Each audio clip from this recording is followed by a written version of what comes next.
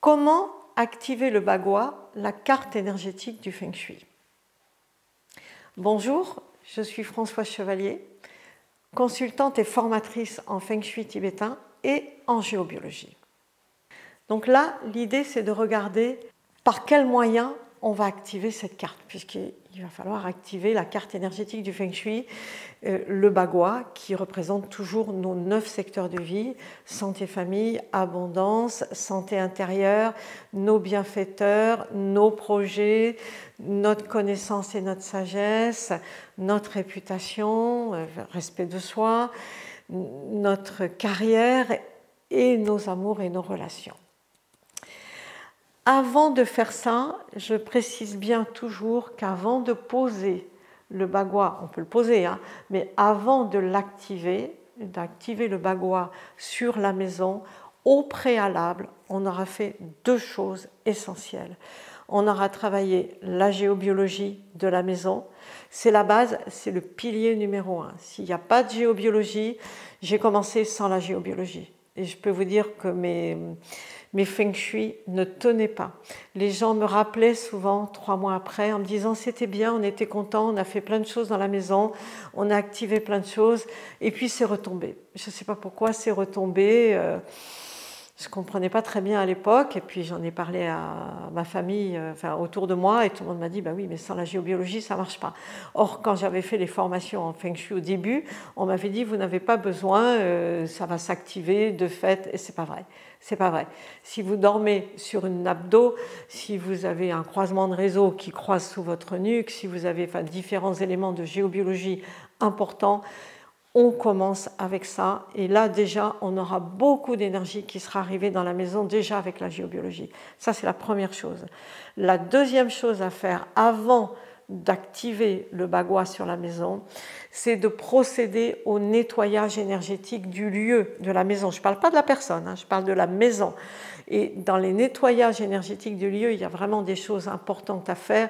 Il y a le vécu des lieux. Moi, j'habite dans le sud-ouest de la France. Ici, on a eu des guerres.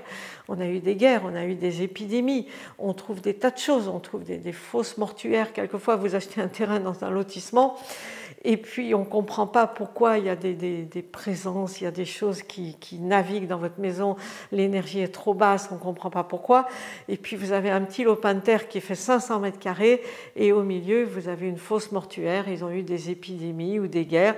Ils ne savaient pas où mettre les morts. Ils en avaient trop. Ils les ont enterrés, ils les ont laissés là. Et vous récupérez les énergies derrière. Mais c'est essentiel.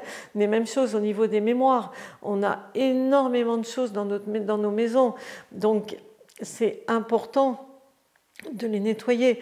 Mais même quand on va faire les courses, j'apprends à tout le monde à nettoyer les mémoires quand on va faire les courses. Tout ce qu'on ramène chez nous est empreint de mémoire. Dans l'ancien temps, ils vivaient en autarcie, ils étaient autonomes, ils allaient chercher les légumes dans le jardin, ils les ramenaient, personne n'avait touché leur caisse de tomates. Maintenant, vous achetez des tomates bio, vous êtes content en disant « Oh, chic, je mange des tomates biologiques » et en fait, quand je regarde en énergie, il n'y a pas de vibration dessus. Ben oui, quelqu'un qui s'est brisé le dos à porter la caisse de tomates et qui a proféré des jurons dessus, il vous a mis une mauvaise énergie dessus. Il faut savoir enlever ces énergies-là. Vous voyez, tout a changé, tout a bougé par rapport aux anciens temps. Donc, il faut faire des nettoyages énergétiques, ça c'est nécessaire. On va le faire avant. L'activation maintenant à proprement parler. Tout ça, ça a été fait avant. Maintenant, on va activer. Alors, on va activer avec différentes choses. On va activer avec des matériaux, les murs, la toiture, les sols, le carrelage, les peintures. Et tout ça va être associé aux 5 éléments. Est-ce que c'est en bois? Est-ce que c'est en feu? Est-ce que c'est en métal? Est-ce que j'ai une maison en bois? Est-ce que j'ai une maison en pierre? Voilà, tout ça, ce sont des objets d'activation. Quand je choisis un carrelage, comment je le choisis? D'abord, est-ce que je le mets en carrelage? Est-ce que je le mets en PVC? C'est pas du tout la même chose. Est-ce que je le choisis de quelle couleur? Est-ce que vous voyez toutes ces choses-là? Si je mets, tout ce que vous mettez, si ma maison est en bois, si ma maison est en pierre, même la nature du toit, quel toit je mets? Est-ce que c'est un toit en pierre, en lauze? Est-ce que c'est un shingle? Est-ce que c'est du bois? Est-ce que c'est un bardage? Voilà. Toutes ces choses-là vont intervenir et vont permettre d'activer et d'amener plus ou moins des corrections après. Voyez. Donc ça, c'est important. Les peintures sont très importantes au niveau de l'activation, par rapport à leur matière et par rapport à leur couleur. Ce n'est pas la même chose si je choisis des peintures à la chaux ou si je choisis des peintures synthétiques. Si je choisis de la peinture blanche, si je choisis de la peinture rouge ou de quelle couleur, je ne vais pas activer les mêmes choses. Voilà. Tout ça, ce sont des éléments d'activation. Après, j'ai tous les objets que je mets dans ma maison, tous les meubles, tout le mobilier. On a un mobilier énorme maintenant, on a des canapés, on a des tables, on a des bureaux, on a plein de choses, des lits, vraiment beaucoup de choses en mobilier. Les anciens n'avaient pas tout ça. Moi, j'ai connu la maison quand j'étais petite, il n'y avait même pas de canapé. Il y avait une table et des chaises et des lits et des armoires. Voilà, il y avait des armoires. Maintenant, on n'a plus d'armoires, on a des placards. Voilà, c'est différent. Donc, les meubles sont un grand élément d'activation. Les canapés, bien sûr, les luminaires, leur forme, leur couleur. Quand je vais acheter un luminaire maintenant, je prends toujours mon plan de maison avec mon bagoua, enfin je le connais par cœur, mais je ne choisis pas n'importe comment mon luminaire. Sa forme, sa couleur, est-ce que je le prends en terre, est-ce que je le prends en métal, la couleur de l'abat-jour, la forme de l'abat-jour. Je ne fais pas n'importe comment, vous voyez, je fais attention, suivant où je le mette. Les tableaux dans la maison. Qu'est-ce que je mets sur mes murs? Est-ce que je mets des tableaux? Est-ce que je mets, voilà, qu'est-ce que je pose est-ce que je mets un tableau avec de l'eau? Je vais le mettre plutôt dans le secteur de l'eau. Est-ce que je mets, voilà, qu'est-ce que je vais poser? Un tableau avec du désert, un tableau ou les photos de famille, vous voyez, toutes ces choses-là. Tout ça vient activer. Est-ce que les plantes? Alors là, les plantes, c'est énorme tout ce que je peux faire avec les plantes. Si je mets des bambous, si je mets des plantes à feuillage pointu, des plantes fleuries, où est-ce que je les pose? Et le pot, le cache-pot, quelle couleur, quelle forme, voilà, tout ça, ce sont des éléments d'activation. Tout ce qui concerne la décoration chez vous, chez nous, en Feng Shui, ça s'appelle un remède. Inutile de vous dire qu'on a moult remèdes pour activer nos maisons, les tapis, enfin bref, tout ce que vous avez.